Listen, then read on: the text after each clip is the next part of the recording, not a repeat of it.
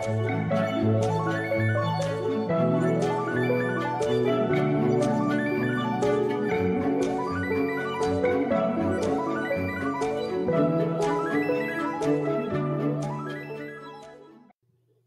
et bienvenue dans un nouvel épisode de Au-delà de l'amour, naviguer à travers l'épuisement amoureux.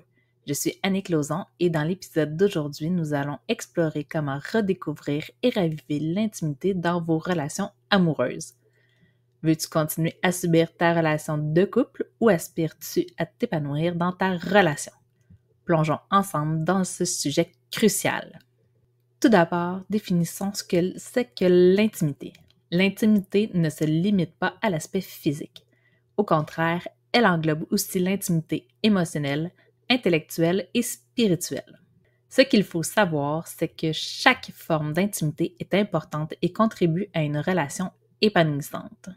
Commençons avec l'intimité émotionnelle. L'intimité émotionnelle est la capacité de partager ses sentiments, ses pensées profondes, ses expériences personnelles avec son partenaire de manière ouverte et honnête.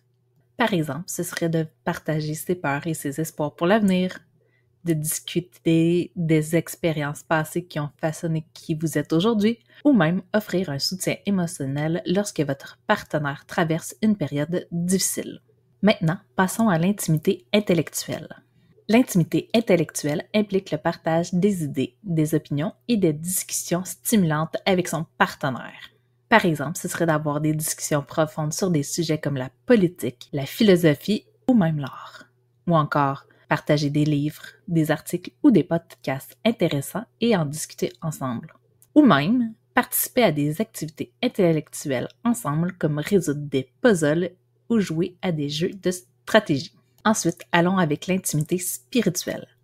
L'intimité spirituelle se reflète au partage des croyances et des valeurs profondes, ainsi que des pratiques spirituelles ou religieuses. Par exemple, ce serait de prier ou de méditer ensemble, de participer à des rituels religieux ou spirituels en couple, ou même de discuter de croyances et de manière dont elles affectent vos vies et vos choix. Maintenant, pour finir, passons à l'intimité physique. L'intimité physique n'implique pas seulement la sexualité, mais aussi les gestes d'affection et le contact physique qui renforcent le lien entre les partenaires. Par exemple, ce serait de se tenir la main, se câliner ou même s'embrasser, offrir des messages pour aider à détendre et à montrer de l'affection, ou même de passer du temps à se blottir ensemble sur le canapé en regardant un bon film. Alors tu te demandes quels sont les obstacles à l'intimité? Les obstacles de l'intimité sont le stress, les distractions quotidiennes, les conflits non résolus qui peuvent créer une distance entre les partenaires. Avant de poursuivre, si ce que nous venons de discuter résonne en toi, je t'encourage à partager tes réflexions et expériences. Tu peux m'envoyer un message privé sur Facebook, Instagram ou YouTube ou me contacter directement par email. En partageant, tu ne contribues pas seulement à notre communauté, mais tu m'aides également à créer des épisodes futurs qui répondent encore mieux à tes besoins et à ceux de notre audience. Si tu te reconnais dans certains de ces signes et symptômes que nous avons discutés, je t'invite à explorer davantage en utilisant mon questionnaire d'autodiagnostic de l'épuisement amoureux.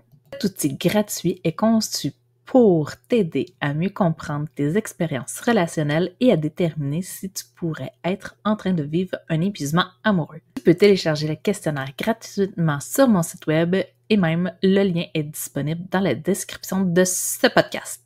Comment pouvons-nous raviver l'intimité dans nos relations? Eh bien, ce serait des idées pratiques comme passer du temps de qualité ensemble, communiquer ouvertement, exprimer de l'affection régulièrement, sans discuter. Merci d'avoir écouté cet épisode. Pour en savoir plus sur votre niveau d'intimité dans la relation et mon questionnaire d'autodiagnostic de l'épuisement amoureux. Suivez-moi sur les réseaux sociaux et partagez vos réflexions. La semaine prochaine pour un nouvel épisode sur En affaires en tant que couple avec de merveilleux invités. Je vous dis à très bientôt pour plus de conseils.